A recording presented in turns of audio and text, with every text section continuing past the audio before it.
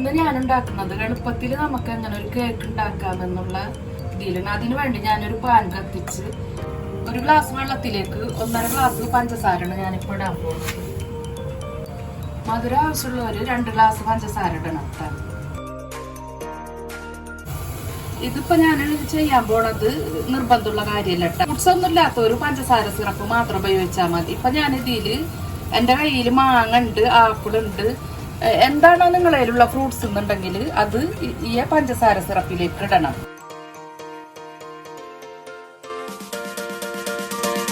ചെറിയ ചെറുനാരങ്ങയുടെ നീര് 1 ടീസ്പൂണോളം മതി.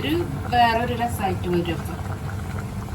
ഇത് 2 തിള തിളച്ചതിന് ശേഷം ഇത് നമുക്ക് വേറൊരു ഇതിലേക്ക് അരിപ്പയില് ഊറ്റ, ഒരു ചെമ്പില് ഇത് ഊറ്റ, എന്നിട്ട് ഇത് തണുക്കാൻ വെക്കാം. ഇനി നമുക്ക് വിപ്പിംഗ് ക്രീം റെഡിയാക്കി എടുക്കാം. അതിനു വേണ്ടി ഞാൻ ഈ വിപ്പിംഗ് ക്രീമാണ് എടുത്തിട്ടുള്ളത്. അതിന് മുമ്പായിട്ട് നമ്മൾ ഫ്രീസറിൽ ഈ ബൗളും ഈ വിസ്കും ഈ പാത്രവും ഞാൻ നന്നായി തണുപ്പിക്കാൻ വേണ്ടി വെച്ചിട്ടുണ്ടായിരുന്നു. അതിലേക്ക് ഞാൻ 2 കപ്പ് ഈ വിപ്പിംഗ് ക്രീം ഒഴിക്കുന്നുണ്ട്. ഇത് കൈകൊണ്ട് നന്നായി മിക്സ് ആക്കി എടുക്കുക. കൈകൊണ്ട് തന്നെയാണ് കേട്ടോ ഞാൻ ചെയ്യുന്നത്. ഇലക്ട്രിക് ബീറ്റർ ഉള്ളവർ അതുകൊണ്ട് ചെയ്താൽ മതിയിട്ട്, അതില്ലാത്തവർക്കാണ് ഞാൻ വിസ്ക് കൊണ്ട് കാണിക്കുന്നത്. കുറച്ച് ഇതുപോലെ ആയതിന് ശേഷം 1 കപ്പ് പഞ്ചസാര ഇട്ട് കൊടുത്തിട്ടുണ്ട് ഞാൻ. നിങ്ങൾക്ക് മധുരം കുറവുള്ള ഒന്ന് കുറക്കണം കേട്ടോ പഞ്ചസാര. എന്നിട്ട് ഒന്നും കൂടി ഇട്ട് ബീറ്റ് ചെയ്യും.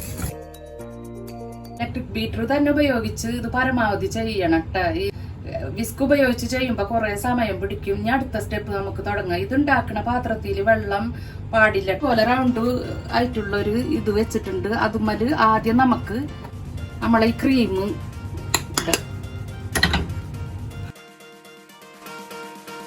ഞാൻ ഈ കേക്ക് ഉണ്ടാക്കാൻ പോണ ബ്രെഡ് ഉപയോഗിച്ചിട്ടുണ്ട്. അപ്പൊ ബ്രെഡിന്റെ എല്ലാ അരിഭാഗങ്ങളും ഞാൻ കളഞ്ഞ് വെച്ചിട്ടുള്ള ബ്രെഡാണ് ഈ കാണുന്നത്. ഇനി നമുക്ക് ബ്രെഡിൽ ഉണ്ടാക്കാം. കേക്ക് ഉണ്ടാക്കാൻ പോണത് നമ്മൾ ഏത് പാത്രത്തിലാണോ ആ പാത്രത്തിൽ ആദ്യം വിപ്പിംഗ് ക്രീം ഇതുപോലെ ബീറ്റ് ചെയ്തതിന് ശേഷം ഇതുപോലെ പരട്ടി വെച്ച് അതിന് ശേഷം നമ്മൾ ഈ ബ്രെഡ് ഇതിന്റെ മേലെ വെക്ക. ഇതുപോലെ ഞാൻ ഇതുപോലെ വെച്ചിട്ടുണ്ട്.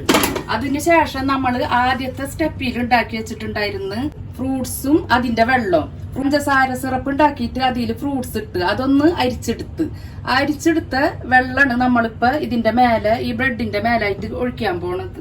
ആ പഞ്ചസാര സിറപ്പ് ഉണ്ടെങ്കിൽ അത് മതി.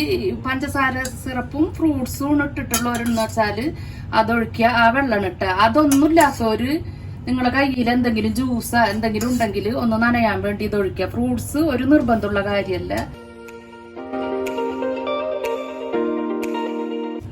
അതിനുശേഷം ഈ ഫ്രൂട്ട്സ് വേവിച്ചത് ഇതിൽ കുറച്ച് ഇതുപോലെ ഇട്ട് കൊടുക്കുക. കുറച്ച് ഇട്ട് കൊടുത്താൽ മതി. എന്നിട്ട് നമുക്ക് വിപ്പിംഗ് ക്രീം ഇതിന്റെ മേലിട്ട്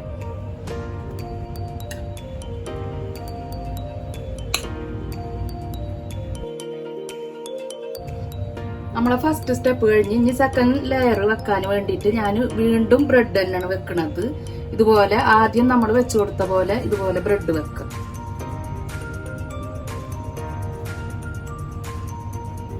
അതിനുശേഷം ആ ഫ്രൂട്ട്സിന്റെ സിറപ്പ്, അതായത് പഞ്ചസാര സിറപ്പോ ജ്യൂസോ എന്ത് വേണമെങ്കിലും നിങ്ങൾക്ക് ഒഴിക്കട്ടെ, ഒരു കുഴപ്പമില്ല.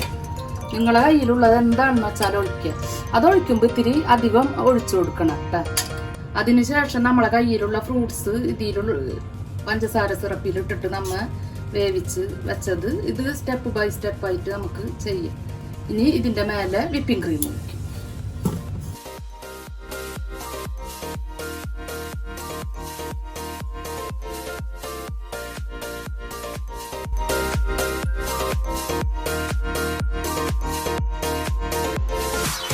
ഇതുപോലെ വിപ്പൊക്കെ ചെയ്ത് കേക്ക് ഇതുപോലെ ആയിട്ടുണ്ട്.